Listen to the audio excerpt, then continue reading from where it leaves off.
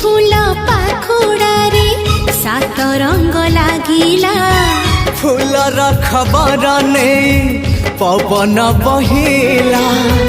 से पवन रे मीठा महक